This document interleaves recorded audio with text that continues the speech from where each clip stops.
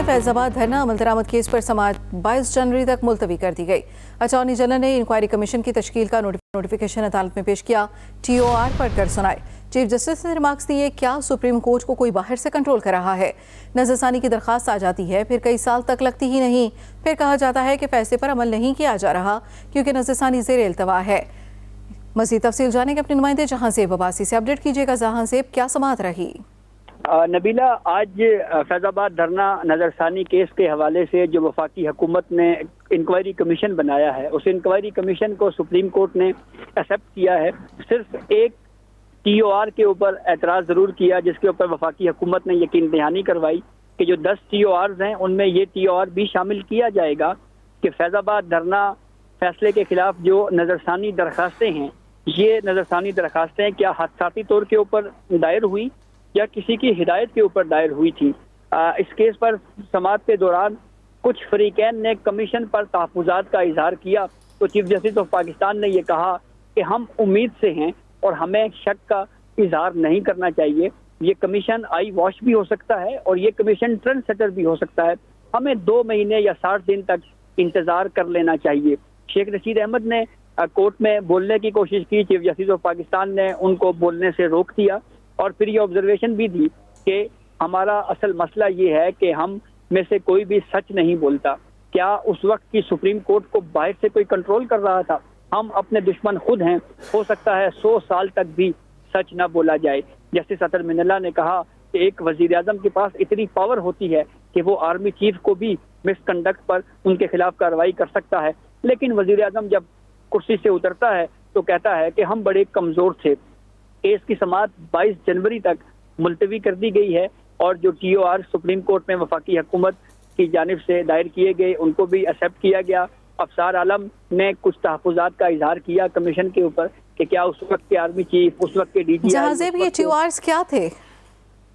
देखें, जो TORs वफाकी हुकूमत की जानिब से सुप्रीम कोर्ट में जमा करवाए गए हैं, इन 10 TORs में ये मुख्तलिफ सवालात हैं कि किन किन सवालात की खोज जो है वो कमीशन ने लगानी है। एक उसमें TOR ये भी है कि कमीशन ये तयन करेगा कि पब्लिक ऑफिस होल्डर्स में से किसी ने कानून की खिलाफ वर्जी तो नहीं की।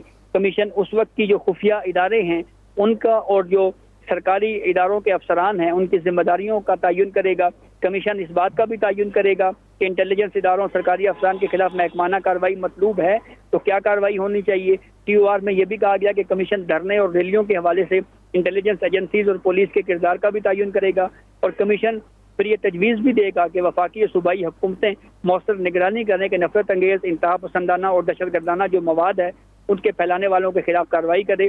वफाकी हुकूमत समेत तमाम सूबाई हुकूमतें जो है वो कमीशन की मुआवनत की पाबंद होंगी। कमीशन का सेक्रेटेरिएट इस्लामाबाद में होगा और उनका अपना सेक्रेटरी होगा और कमीशन को तहकीकात के दौरान जितने भी अखराजात आएंगे वो वफाकी हुकूमत बर्दाश्त करेगी। 2 माह में तहकीकात मुकम्मल करके कमीशन रिपोर्ट वफाकी हुकूमत को देगा और अगर कमीशन को 2 माह से ज़ायद वक्त चाहिए तो फिर वो हुकूमत से तोसी की इजाज़त भी ले सकता है। कैमरा के कोड ऑफ कंडक्ट की खिलाफ वर्जी का भी तयन कमीशन करेगा और कमीशन सोशल मीडिया पर फैलाया गया नफरत अंगेज़ मवाद और पुरतशद्दुद मवाद का जायज़ा लेकर जो इसका सदेबाब है उसका भी जायज़ा लेगा। ये 3 रुकनी कमीशन जो वफाकी हुकूमत ने बनाया है, इसके सरबराही रिटायर्ड IG अख्तर अली शाह हैं जो कमीशन के सरबराह होंगे। कमीशन के जो मजमूई तौर पे 3 मेंबरान हैं, दीगर 2 मेंबरान में साबिक IG ताहिर आलम और एडिशनल सेक्रेटरी वजारत दाखिला खुशहाल खान बतौर मेंबर जो हैं वो इस कमीशन का हिस्सा होंगे।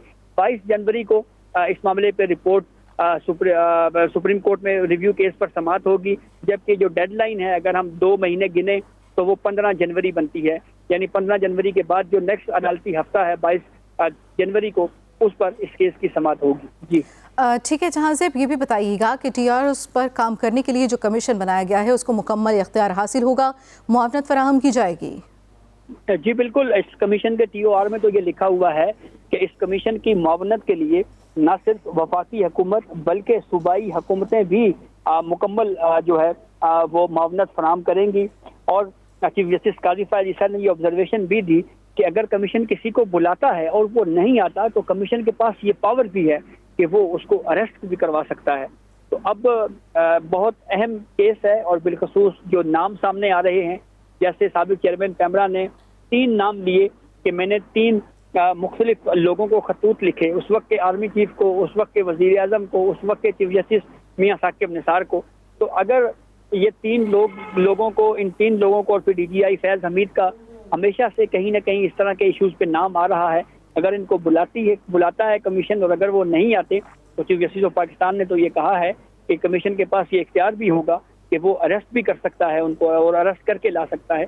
तो काफ़ी अहम है और एक तरह से हम ये कह सकते हैं कि कमीशन है तो खासा मजबूत, लेकिन अब इस पे सवाल ये उठेगा कि क्या इस कमीशन की रिपोर्ट जो है वो 2 माह में फाइनल हो जाएगी, और अगर नहीं होती तो मजीद कमीशन कितना वक्त लेता है, और जो शख्सियात हैं जैसा मैंने आपको बताया क्या वो पेश होंगी या नहीं होंगे, क्योंकि शकूक को शुबात का इजहार तो फरीकैन की जानिब से बहरहाल किया गया कि कमीशन इतना पावरफुल नहीं है, लेकिन चीफ जस्टिस काजी फायद ईसा ने उन शकूक को रद्द करते हुए कहा कि हम उम्मीद से हैं और वैसे भी उम्मीद पर दुनिया कायम है। जी ठीक है, बहुत शुक्रिया जहांज़ेब अब्बासी।